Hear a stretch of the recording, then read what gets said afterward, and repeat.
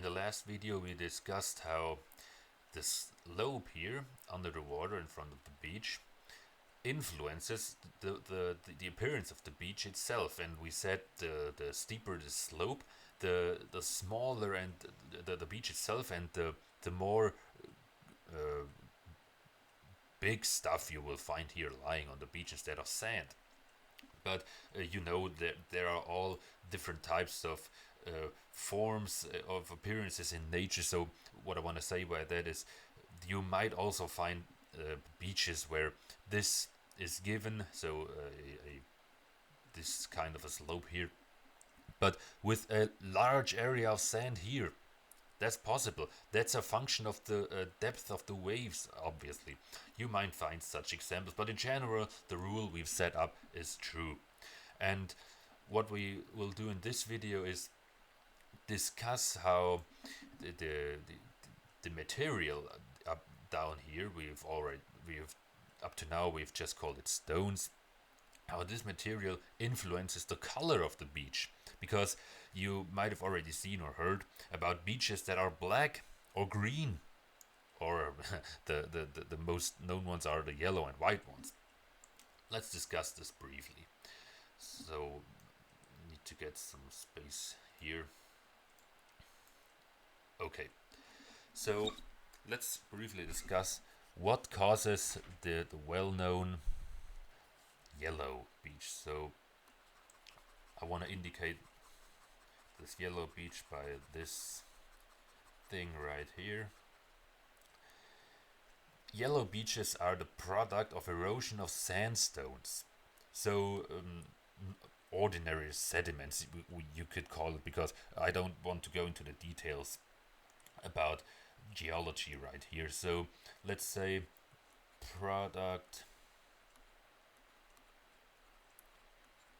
I need to improve my handwriting on this thing here, product of sandstone erosion,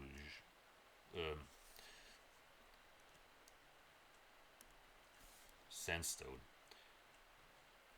erosion, because this thing, this compound here in the beach that makes it look yellowish is quartz, and quartz is the main compound in sandstone. So if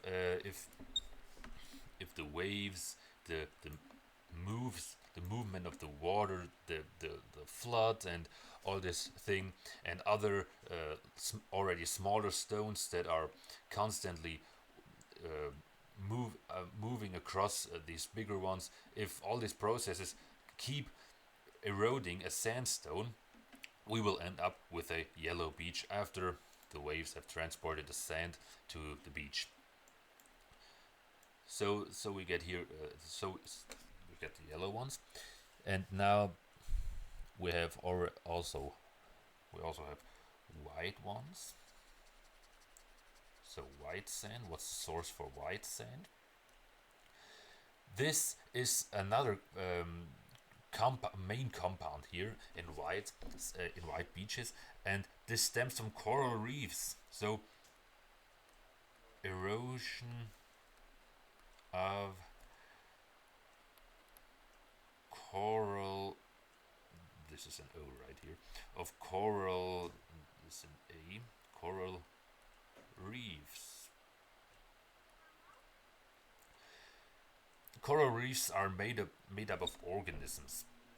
These organisms are related to jellyfish, interestingly enough, but what they do is they form a kind of skeleton around them, and this skeleton is made out of calcium carbonate, and if this calcium carbonate is being eroded and transported to the beach, we end up with white stuff here, with white sand.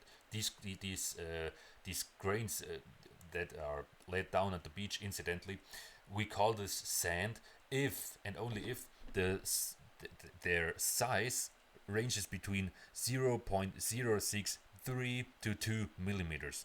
That's a technical definition of geologists. I I don't want to go into the details right there, but just that you know when to call a sediment, in this case sand, really sand. Okay, let's move on here. We get other colors of beaches. Namely, okay, this is difficult to draw now because black ones are, you know what, I will do it in this color here. Actually, these are no, I keep, let's do it like this. There are also green beaches, and these green beaches, they are also the product of erosion or something, of course, but in this time it's a special type of volcanic rock which contains a great amount of a specific mineral called olivine. So we will call these olivine. This is an N right here. Olive. Uh, this is an olivine here. Olivine rich rocks. These rocks are the product of volcanism, and sometimes these happen to contain a lot of olivine. And olivine is a green mineral. It's a silicate with a lot of magnesium and iron in it, and it looks this greenish here.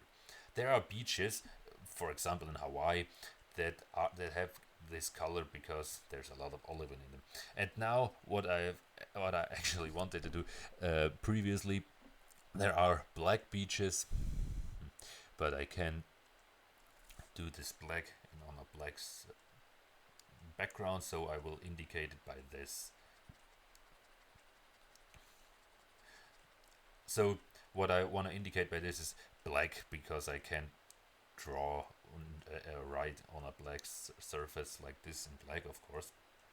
Black beaches, and these are also the erosion products of other volcanic rocks, namely basalt. Because in basalt we have many minerals that look black, and if you erode such an basalt and transport it to the beach will end up being black. Basalt rocks. We can leave it. So these are the principal colors that you might encounter at different beaches. Yellow because some sandstone was being eroded. White because coral reefs were eroded and transported to the beach. Green because volcanic rocks rich in olivine were eroded. And finally black, which I indicated by blue here, because basaltic rocks were being eroded and transported to the beach. So it's only a question of the source of erosion that influences the color of a beach.